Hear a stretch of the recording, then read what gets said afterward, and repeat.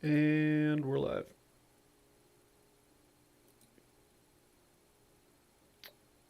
All right. So, uh, been working on websites today. Today, today I was working on Caribbean Tan, that tanning website. That was the first stream this morning. And now, uh, now I am finishing the stream that I started about an hour ago, where I was going to start making a website from scratch. So, just for some recap,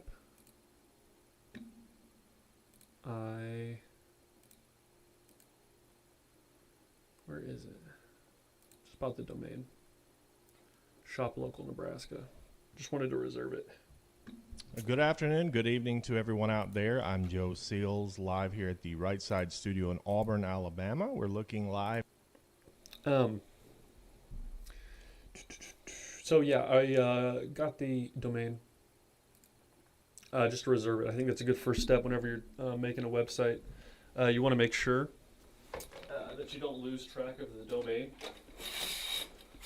because something that's really frustrating, I'll tell you right now, is starting a project that other people might know about, starting to work on it, and then, once you're done working, once you're done creating the website, somebody else buys that domain up from under you, and then you can't get the domain. This is really important because if you lose the domain, that's the most valuable part of your website. That is the digital real estate that you have whenever you have a website.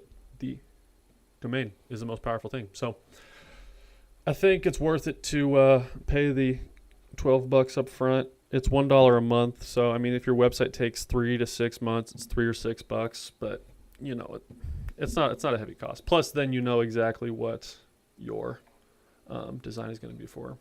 Like the theme and everything for your design. So yeah, I'm just going to start on this. Just literally designing. I'm going to have the Michigan Senate meetings playing in the background just for entertainment purposes. But yeah, if you have any questions or anything, I will just I'll respond to them. Just drop them in the comments. Let me put a pinned message so I don't have to say that again.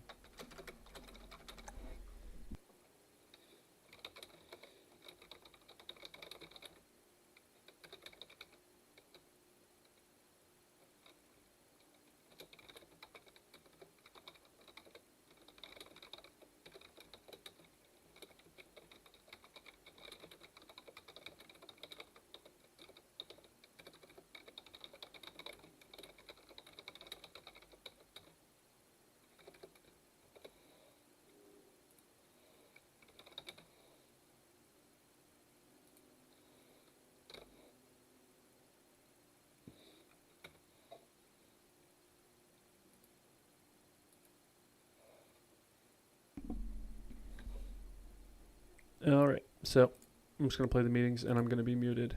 But yeah, leave anything in the comments, and I'll pause the meetings and start talking. We'll show you this kind of stuff because there's nobody behind the scenes saying, hey, you can't do that. Just tell Trump he needs to concede. That's not how we do things here. We just show you what's happening on the ground, let you decide for yourself. You're smart enough to decide for yourself. So that's what you get here, the whole truth. And so that's all. I just wanted to say hello real quick. Appreciate all of you. Appreciate our partner, MyPillow. Mike Lindell is a patriot. He's come up with, he's given us one of the best promo codes out there. I can't believe that we actually got it. So if you have some Christmas shopping left to do, I encourage you. I just did this today. Everybody in my family, all my friends, they're all getting MyPillow. So if you'd like to support RSBN, we get half the proceeds from all sales. So if you want to get some Christmas shopping done and help us at the same time, mypillow.com, and use offer code RSBN at checkout for up to 66% off. They've got some really cool stuff, not just pillows, but they've got towels. I've got some of the towels that they ordered, just really soft and absorbent towels. Also, I've got the Giza Dream Sheets. I absolutely love them. And don't forget the dog beds. My 2 dogs love the dog beds. MyPillow.com. Use offer code RSBN and save up to 66%.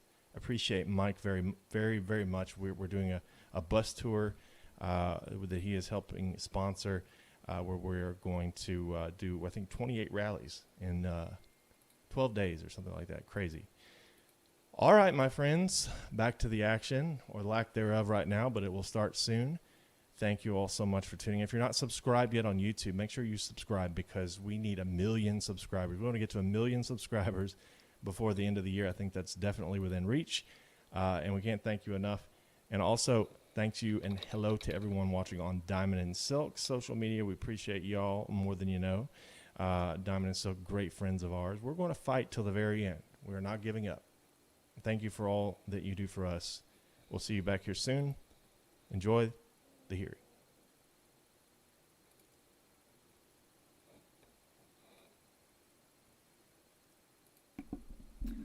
I'm just going to start by making a logo.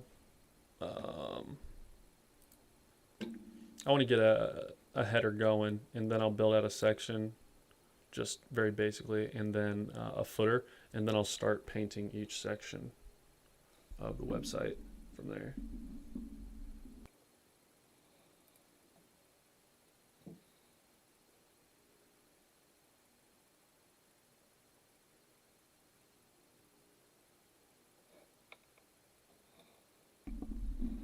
And actually the meetings are paused, so there won't be any audio.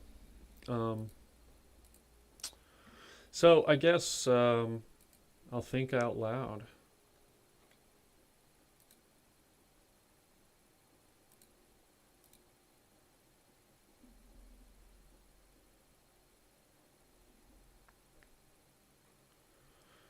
I'll think out loud during this process. So the name of the website, I need to have this more organized. It is Shop Local Nebraska. The House Oversight Committee will come to order. Would the clerk? So I'm going to do something with Nebraska and Shop Local. So something super basic, but the meetings are starting, so I'm going to play that again. Drop some comments. All right, thank you. Vice Chair Riley makes a motion to adopt the minutes from the September 10th, 2020 committee. Without objection, the minutes are adopted. Vice Chair Riley makes a motion to adopt the minutes from the November 7th, 2020 committee. Without objection, the minutes are adopted. Vice Chair Riley makes a motion to adopt the minutes from the November 19th, 2020 committee. Without objection, the minutes are adopted. We haven't adopted our minutes for a while, guys. So, all right. I don't think we have any absent members, do we? One? Okay. So I'll make a motion right now to excuse absent members. Without objection, the absent members will be excused from today's meeting. All right. That's all. We got that out of the way. So I'm Matt Hall. I'm chairman of the House Oversight Committee here in Michigan. We've been tasked by Speaker Chatfield to look into elections here in Michigan. Some of this we did before the election, actually, with an audit from the Auditor General about absentee, about our elections, about people on the voter rolls who weren't supposed to be there, and a process on how to remove them.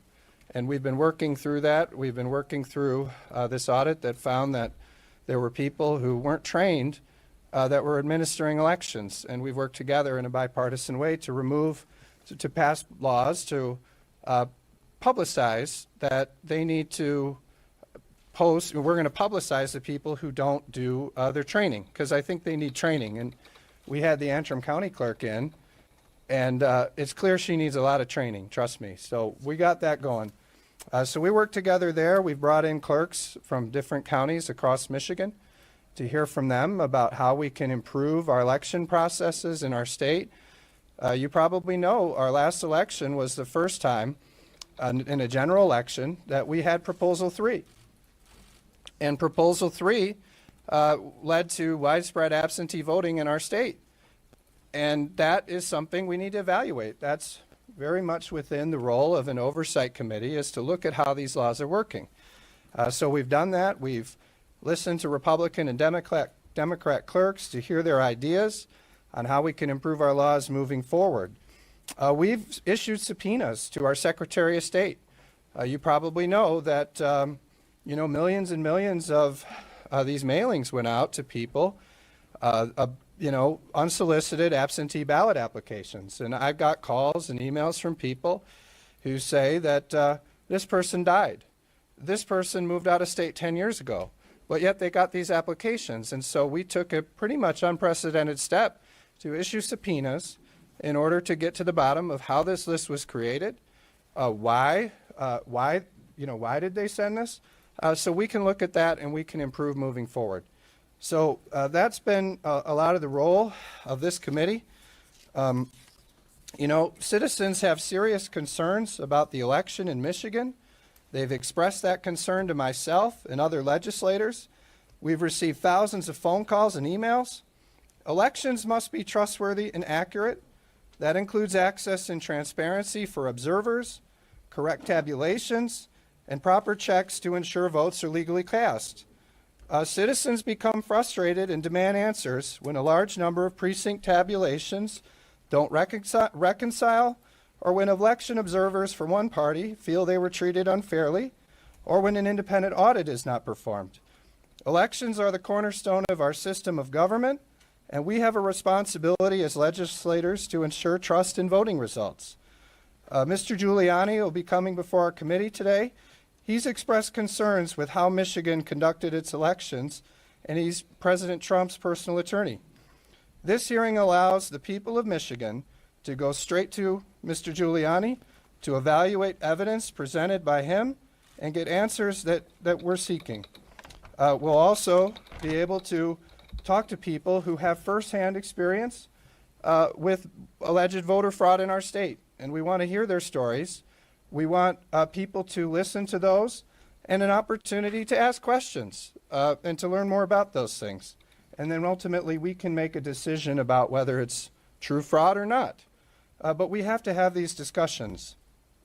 When certifying the election results, Michigan's Board of Canvassers is made up of 2 Democrats and 2 Republicans. They unanimously asked this legislature to look into issues that have arisen from this election and to hear public testimony. The Board of Canvassers, in a bipartisan vote earlier, requested the Secretary of State demand processes are better followed in Detroit. We are fulfilling the board's request by holding this hearing, and we will request the Secretary of State improve election processes when problems are found. So I hope today's hearing will be constructive as we examine our state's election system and work to reestablish trust. I feel strongly that our democracy depends on discussions like the one we're about to have today.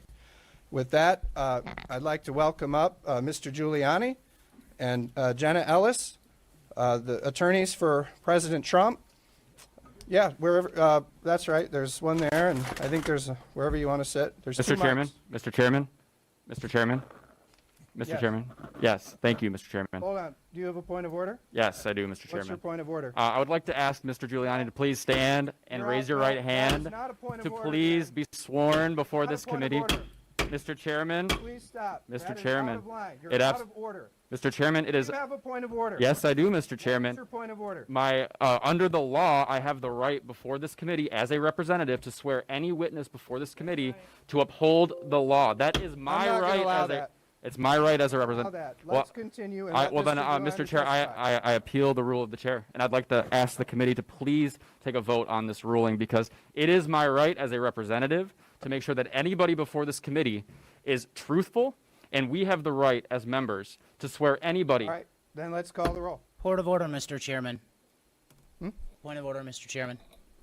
A motion Oh, it's to getting heated. swear a witness in requires a vote of this committee. No, it does not. All right, we're gonna All right, we're gonna go at ease.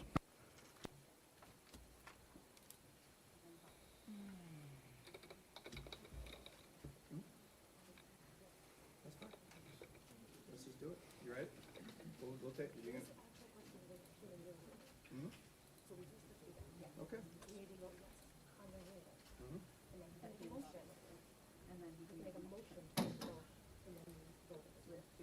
Okay, and can I speak to it? In what order?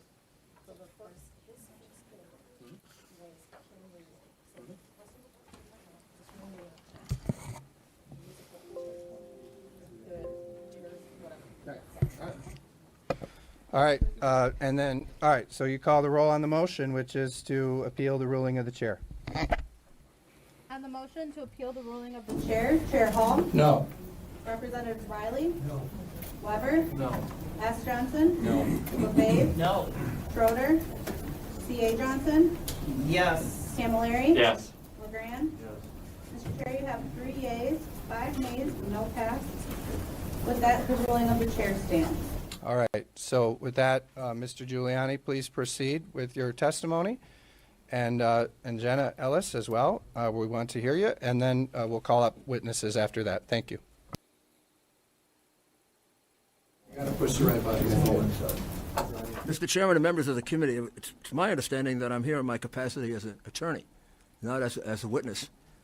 If you want to question me as a witness, that's a different matter. But also, I'm the attorney for the president. Ethically, I don't know what that would mean if you turned me into a witness. Yeah, you're here to testify. No one's under oath. This is Well, I like mean, any committee hearing, sir, where we're just taking testimony from members of the public to talk about what happened here in the election. It's my understanding from appearing before Congress many times is when I appear in the role as a lawyer, I'm not under oath. When I appear as a witness, I am under oath. Yeah, and sir, When I appear as the attorney for someone, and it's a case involving then, it would be unethical for me to be a witness. But yeah, and sir, here in Michigan, we don't administer oaths to people who testify. It's almost unprecedented in this all right. legislature. Well, thank you. It is our right, to be clear, though, to do so. Out of order. Well, I'm sorry.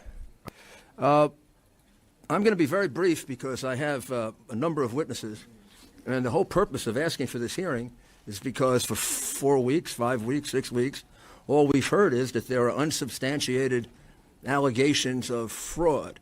It began as unfounded allegations of fraud. Then it became unsubstantiated allegations of fraud.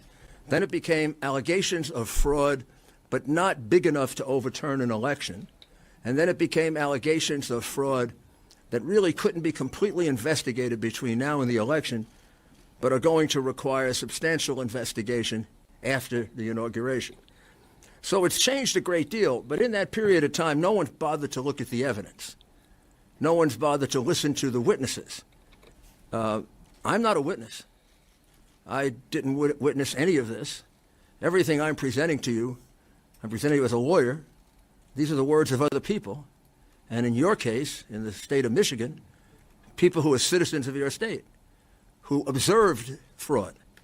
And I must say, observed fraud on what I would consider, I would also consider myself an expert on prosecuting fraud.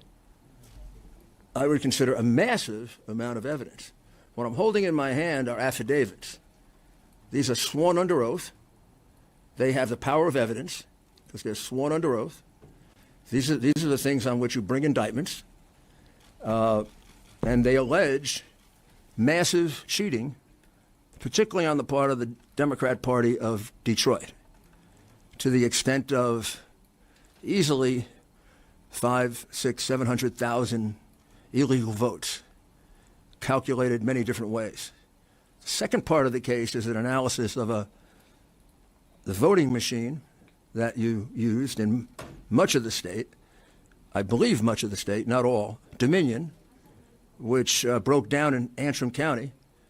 That alerted people to take a look at it, and lo and behold, it became a tremendous surprise to the people of America. Did you want this closer? I'm sorry. It was a very big surprise to me that our votes are sent out of the United States. It's also a big surprise to me that our votes are counted by a foreign company. And it's even a bigger surprise to me that if you do the slightest bit of due diligence, you will find out that this company has been in trouble many, many times, was just disqualified in the state of Texas, under another name was thrown out of Chicago, in its infancy had ties with Hugo Chavez, Venezuela, conducted fraudulent elections in 2 South American countries, and have been disqualified in several other countries and states. It appears as if whoever your elections officials are selected this without the slightest bit of even Googling the company, where if you did, you would find out that it's considered to be the most insecure voting machine available to us, and has resulted in enormously terrible problems. I'd like to put into the record a letter written by my congresswoman many years ago, Carolyn Maloney, who pointed out all of the problems with this company, Dominion. I'd also put in the record letters from Elizabeth Warren and somebody else that I can't remember right now, but another United States senator. I have no idea what you were doing with this company, and one of the things I would suggest is you take a good look at just how you came about taking on a company that has this terrible record. We've had occasion to examine now the machine that faltered. We have preliminary data on how it can be invaded. We would need to examine the rest of the machines, and if we did, we could probably tell you to some degree of certainty exactly how many votes were changed, the formula by which they were changed, and if they were directed overseas, because there are some indications that the vote was being sent to Frankfurt, Germany, or to Barcelona, to a company called Seitel. That's a brief overview, but I think I would rather start because this woman, I would just ask the indulgence of the committee. Ms. Jacob is a very, very fine woman. She's never testified before. She is exceedingly concerned for many reasons. And if everybody could just be courteous in questioning her, I would really appreciate it. All right, thank you. So I'd like to call Jesse Jacob. All right, Mr. Mayor. And just to be clear, I didn't say this before. The way we're going to run this format, my goal is to be done by 9. That's about 3 hours. We might go a few minutes over since I came in late. That's the goal. We're going to allow each witness to come up, and at that point, we'll allow members of the committee to ask a question. The question has to be germane to the topic. This is about the Michigan elections, okay? I will allow 1 question per member, no follow-ups, 1 question, okay? That's how we're going to do it for each witness. And you know, that's because of the shenanigans. I was going to allow a little leeway, but I'm not now. All right, we're going to do 1 question per witness. We're going to go through each one. I call them witnesses, but people who are testifying here. And then lastly, at the end, Mr. Giuliani will take those questions. That's how we're going to do it. So I understand Jesse Jacobs is first. Could I have Jenna say a word or two? Yes, of course. Why don't you go ahead? Thank you, Mr. Chairman, and thank you to the committee. And I appreciate your calling this session, Mr. Chairman, and that we have members that are both Democrats and Republicans here. But you're all here in your capacity as legislators, and this is not a political question. This is a legal one. When you have what you will see before you as substantial evidence of fraud and corruption in an election, it's your obligation under the United States Constitution to not allow the corruption to continue. And under Article 2, Section 1.2, the state legislators are the entity that our founders specifically vested with the authority to ensure against a corrupt popular vote. So at the end of the evidence and the testimony that we present today, we are going to be asking you to take action on this. You've already heard from a number of witnesses and other people and evidence over the past day and a half. I would ask you all to put aside your party affiliation and look openly and honestly at these witnesses and this evidence, because here we're all Americans. And our founders specifically provided this tool, the state legislature, to be able to combat corruption or foreign influence when that happens in an election. We sit before you today on behalf of the President of the United States, But as he said today in a speech from the White House, it's his sworn duty and obligation to make sure that election integrity and free and fair elections are preserved in this country.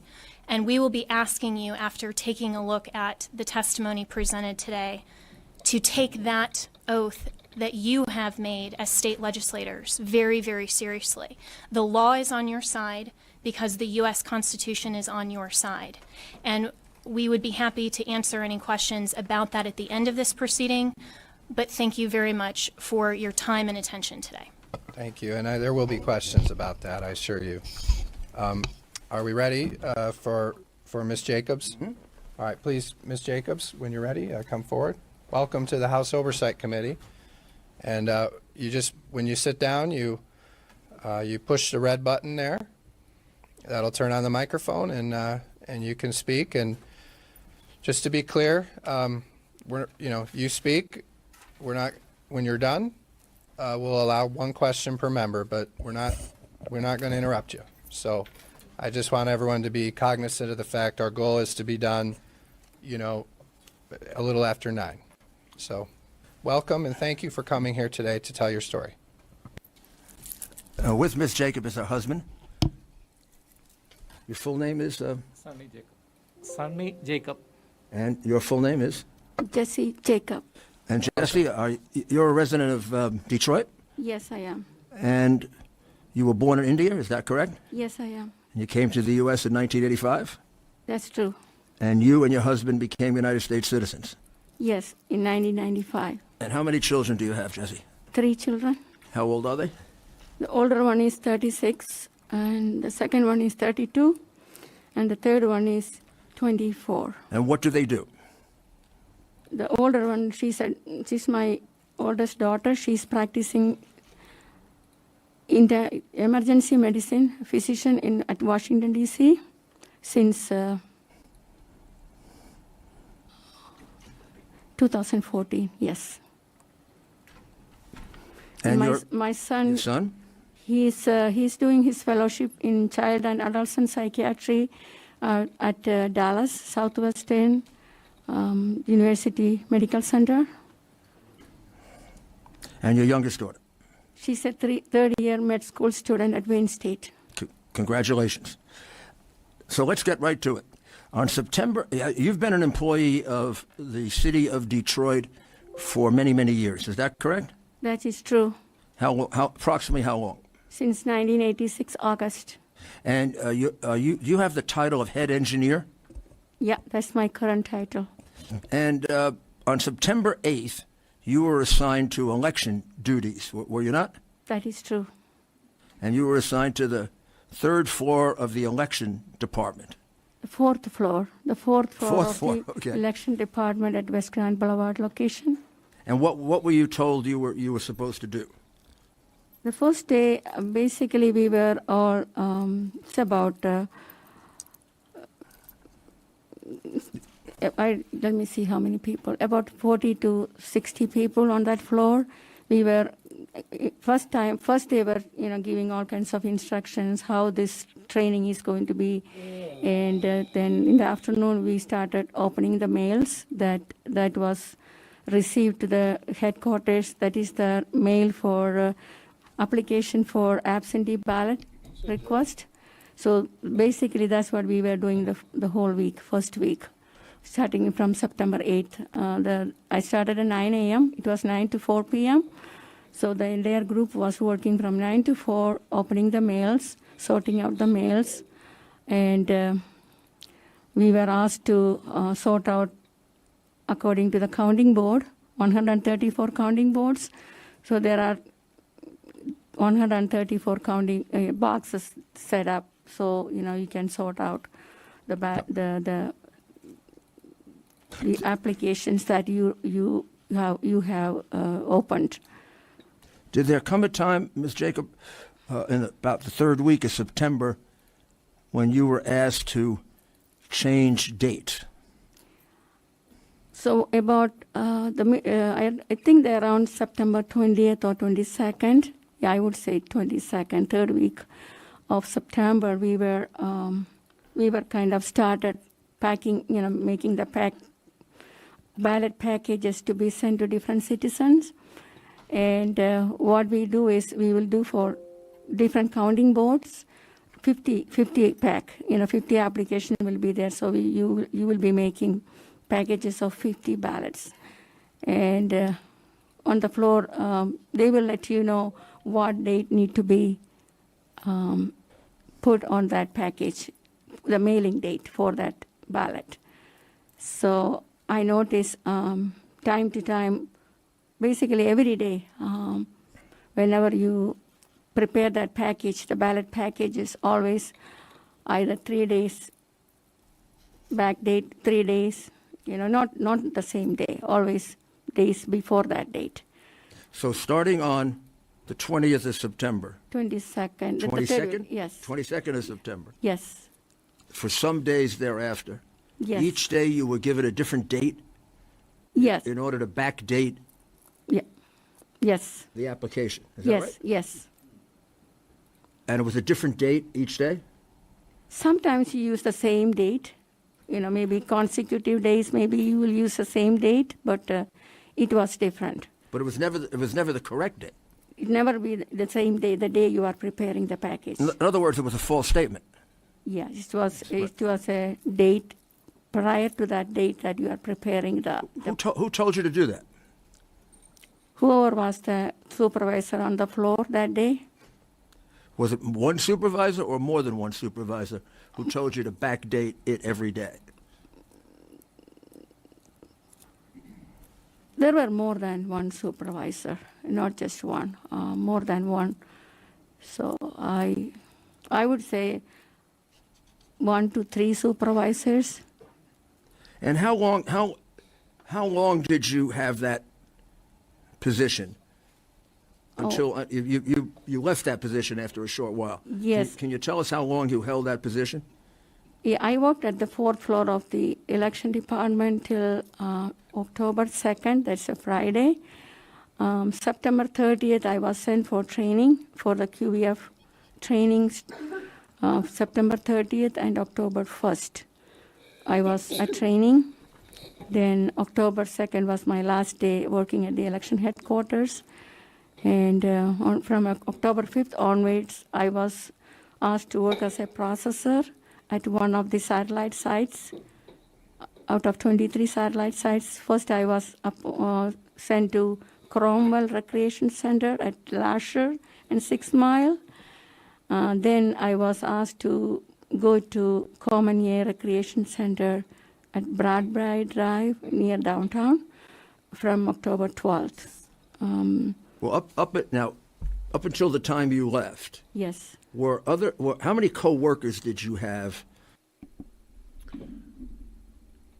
You mean at the election headquarters? Yes, at the original place that you worked. Okay.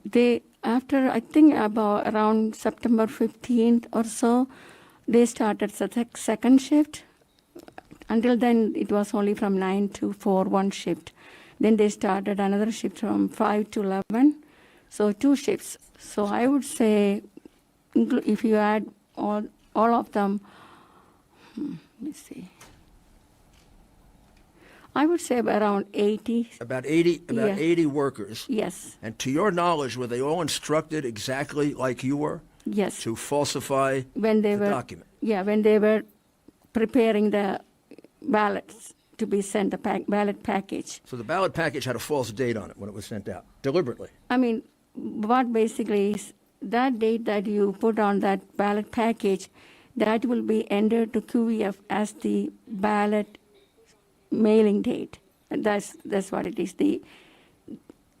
And then the law requires, doesn't it, you correct me because you know it much better than I do, that within 24 hours of your receiving the application, you have to respond. Is that correct? Yeah, per the state of Michigan's official manual, you are required to issue a ballot within 24 hours of the request, the application request. That's what I read in the Michigan official's manual, the chapter 6. That's what it is written. So I don't know, when I was preparing the package, when I was preparing the package, in 3rd week of September, I even saw applications from June, July, August. So. And what I- happened to the June, July, and August applications? Were they dated differently? No, on the application, the citizens' applications, the date citizens submitted that application, it was from June, July, August, but we were preparing the ballots in September after 2-3 months later. So during the period of time you were there doing it, which you estimated was about 10 days, Yes, would from, you say that about 100,000 false documents were created? yeah, from September 22nd till, I would say, till September 30th, yeah, about 10 days. I mean, I was there till October 2nd. And you estimated, when we went over this, about 10,000 a day. Yeah, 10 days. anywhere between 10,000 to 15,000. Yeah, sometimes we will be able to complete. I even remember 14,000 packages. Sometimes it's 12,000. So you can just, to be on the safe side, you can say 10,000 per day. That's a good number. And just before we leave this, would your supervisor say this to all of you publicly? In other words, he would say, today, the date we're going to use is This day. whatever. Yes. Yeah, that's the In other words, announcement. you had the phony date of the day to Yeah, put that's the down. announcement they will make. Yes, on the floor. Yes. Then on then you were transferred and you went for training. Yeah, on September 30th from 9 to 11:30 p.m. a.m. Then also on October 1st. Those were the 2 days I was sent for training at Wayne County Community College. From 9 to 11:30 morning session. Then afternoon you will come back to the election headquarters. And what do you remember of your training? What were you told during the training?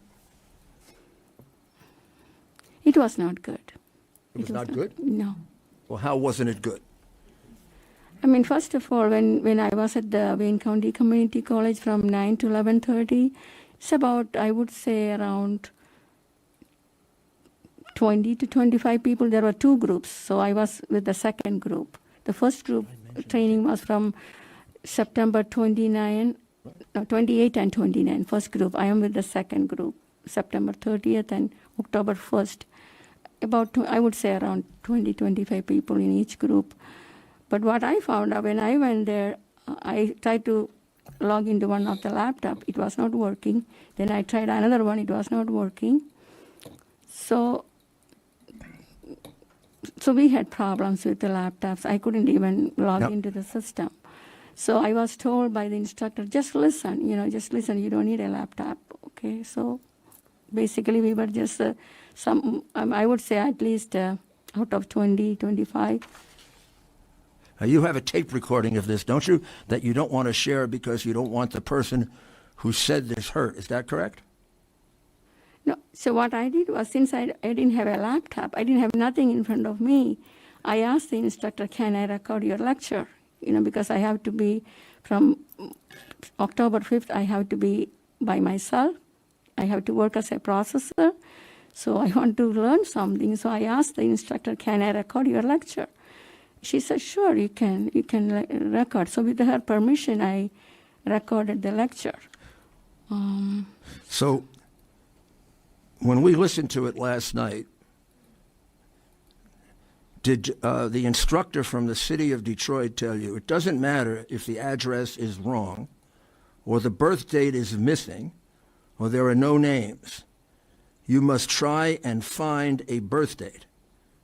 Yeah, And if the signatures look different, find something about them that's the same. No application should be rejected. Is that the sum and substance of what? Was it a she or a he? That's a she. Is that what the female told you? Yeah, in nutshell, that's what basically, you have to do everything to make sure, that voter, at the end, that voter should get a ballot and vote. So Even if the address was wrong? sometimes when the voters walk in, they just give you the house number and the street name, but you have different ways to, you can search the voter in different ways. You can locate the voter. sometimes you are lucky, you will be able to find everything for that voter, then you can process the ballot. But that won't be the case for everybody. And suppose you can't find everything for that person. What do you do then?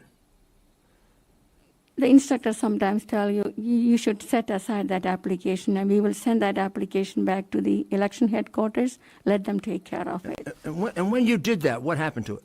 I don't know what happened after that. I don't know. It was sent. And also I was also instructed with regard to how to verify the signatures. You have to do everything so that the signatures, you have to match it. Well, during the time that you worked there, which should be about a month, Yes. except for you, did you ever see any other application rejected as deficient? No. Didn't you see people that came up to you that you rejected that went to someone else and then they accepted that person? See, the location where I was working, I remember a few times. I mean, I would say the first 2 weeks from October 5th, the first week is October 5th. That's the first day the early voting started at satellite locations. Then second week, October 12th. Daily, I would say the first week we had like about 8-9 voters all day from 9 till 6. Then second week maybe about 15. But the third week and the last week of October, we had more. And I remember two or three times, I had to reject, I think at 2 or 3 occasions to reject the ballot. And they were so angry. And they were so, angry, and they will sometimes, call you all kinds of name.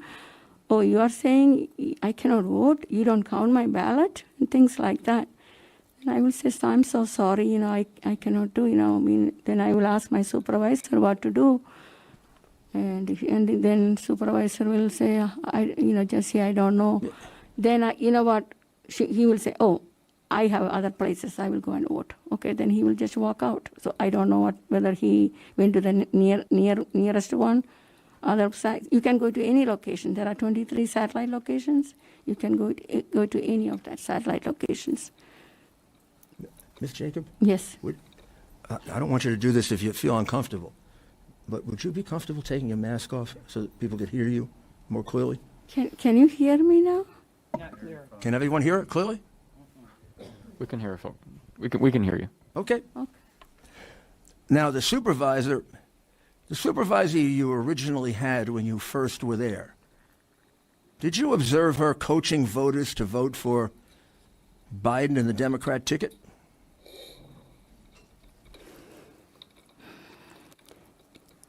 Yes. And then as it got closer to the election, in fact, in the day or two before the election, were others of the workers there helping people to vote for Biden and the Democratic ticket and even going into the little booth with them? Yeah, I remember on November 2nd specifically, that's the last day of absentee voter, November 2nd, 4 p.m., that's the deadline. So that day we had lots of people coming to the center. And I remember, let me be honest with you, I don't remember that person's name, but he was working as a ballot runner, and he was going to the polling booth and standing by the side of the voter and helping them to complete the ballot, assisting the voter. I was really concerned, but I didn't say anything. I don't know whether my supervisor saw that. She was in the room, but he was doing that. Did you find that wrong, unacceptable?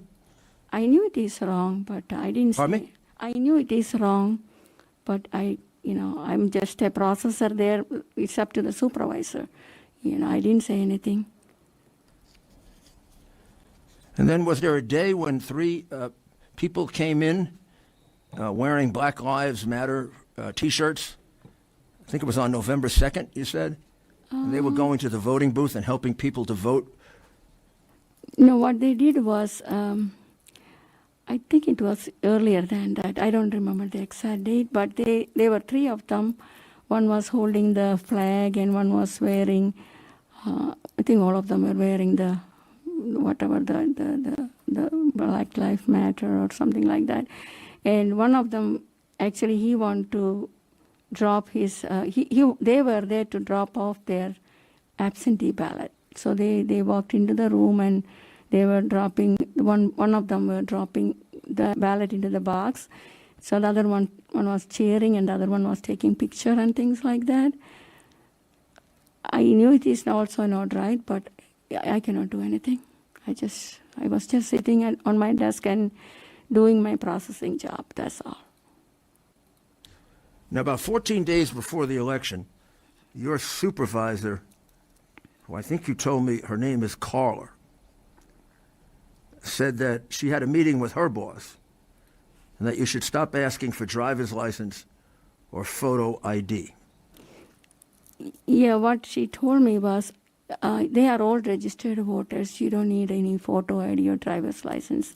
They can just, come and vote. Let the people vote. So basically, but as a processor, I was not comfortable doing that. So myself, I was, when they come to my table, I used to ask them at very low voice, can I see your driver's license, please? I used to get from all of them to make myself comfortable when I am issuing the ballot. But I was told not to ask because they are all registered voters. You asked them for driver's licenses and photo ID? Yes, I did. And what happened? I mean, that way I can verify their signature, the signature on the driver's license with the signature on the application and also the signature in the QVF. So I can verify all those three. And when they return the ballot to me, I can see how they are signing on the absentee ballot envelope, the return envelope. So basically all four locations, in the QVF file, on the driver's license, and on the application, and on the ballot return envelope. So Now, they are good. If all four of them are matched, I will receive that ballot into the QVF, I'll save it, and I will place my initial on the ballot return envelope, ballot number, date, and again initial. So 2 initials I have to place on the ballot return envelope when I am receiving the ballot into the QVF. So I was doing that for each and every ballot that I issued. That's what is required by the Michigan official manual. Now, your coworkers didn't do that, and they asked you, didn't they? Why do you do it? And didn't you say, for my peace of mind? Yeah, the driver's license, the point when they said you don't need driver's license, I said, for my peace of mind, I'm going to ask, anyway, I'm going to get the driver's license. And sometimes you won't be even able to read the name on the application the way some people write. So I really want, for 2 reasons, to enter the voter's name correctly into the system, and also to verify the signature. And also, of course, the photo ID. Did you also have to check signatures? Yes, you do. That's the first thing you do before you even start processing the ballot. And weren't you on several occasions, didn't you turn people down? Yeah. Got very angry at you, and then they went to one of your coworkers, and your coworkers accepted them? One time I remember one young gentleman, he signed totally different, and he said, then I showed him his signature at QVF file. I turned my laptop and showed to him, see how is your the signature in the file, and he said, that's not, I don't sign like that. That was from 10 years ago. I don't sign anymore. I don't sign like that anymore. Then I said, sorry, I cannot do anything. But I think at that point, I think he walked out, even though the supervisor, she was there. I don't think supervisor did anything. I think the gentleman walked out. Did there come a time toward the end of that period when a fairly large number of people came to vote in person, but they were people who had requested absentee ballots? Yes. And how were you supposed to deal with it, and then how were you told to deal with it? What I do is when the voter walk into the room, the person at the front desk, they will bring the driver's license. That is the first 2 weeks of October. They will bring the application, and the first thing I will do is I will enter the voter and I will do a voter search. Then the system will tell you whether city already mailed the absentee ballot to them or not. Whether there is an active ballot in the QEF system for that voter. So when you do that, lots of time you will see a ballot has been already sent to that voter. But when they come to you, they said, I never requested a ballot. I never received any ballot. I never requested for a ballot. Can I vote now? I'm here. I want to vote now. I said, of course. I mean, I can spoil the ballot. Then I can issue another ballot, and you can vote. So I have done that many times, but I was instructed to do like that. But per the Michigan officials manual, you are required to get a affidavit from that person, stating that I couldn't find my ballot, or I didn't receive the ballot, or whatever. I don't know, but an affidavit need to be submitted. But we were just asking them to fill a form. That's what we were doing. But they didn't have to bring that ballot back to you. The first ballot that was already mailed to them, they didn't have to bring it back. I remember during that 1 month period, maybe I got some of them voluntarily bring. I got maybe around 5 or 10 of them total. That's all. But you are not required to bring it back. Just fill out a form, then you will get another ballot. You complete the ballot in person and you're done. Then I will receive that ballot into the system. So now the other people that worked in your center, did they require the original ballot or an affidavit before they issued a new ballot? No, none of us were trained to do that. None of them did that? No. And that's what the law requires, correct? Per the Michigan's official manual, yes. If you lost your ballot or you have a damaged ballot, And that's so somebody doesn't vote twice, right? Yeah, I don't know what happened with the first ballot. I don't know. Well, that's the whole point, right? Yes. And about 32,500 of those ballots, you estimate, were issued without spoiling the original ballot? The period of time you were there. If you audit the file with the City of Detroit Election Department, from the QVF, you can find out how many ballots were spoiled, how many ballots were rejected, how many ballots were deleted. All those things you can find from the exact number. It's about right. I can speak to my center where I worked, the Common Air Recreation Center location. I would say how many ballots I spoiled. The first 2 weeks there were lots of, third week of October. I would say around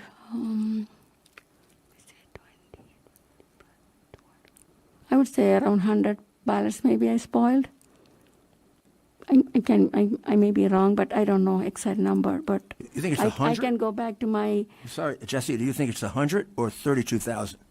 For the end, there are 23 satellite sites. Okay, some satellite sites are more people. Depending on the area.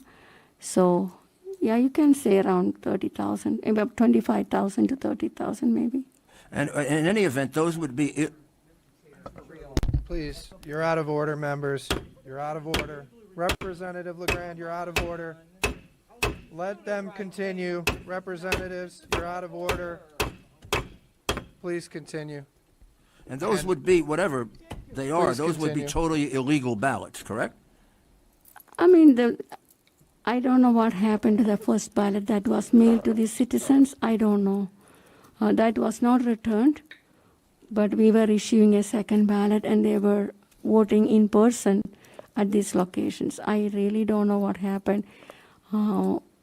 Whether they shredded those ballots or they trashed it, I don't know. But it was not returned to the center or to the satellite sites. November 4, 2020, which is after the election, you were assigned now to the TCF Center. Is that correct? Yes, I am. And you arrived there at 8:30 in the morning. Yes. And what were your duties there? When I got there, at the front door, actually it was on the ground level of Cobo TCF Center. I think that's where the auto show usually takes place, the big one, about 1,000 by 1,000 square feet maybe, big one, yeah. So it was packed. So when I went to the front desk, I talked to the person at the front desk. I showed her my badge. I had a badge from the election department. I talked to her and told her I was asked to come and report here 8:30.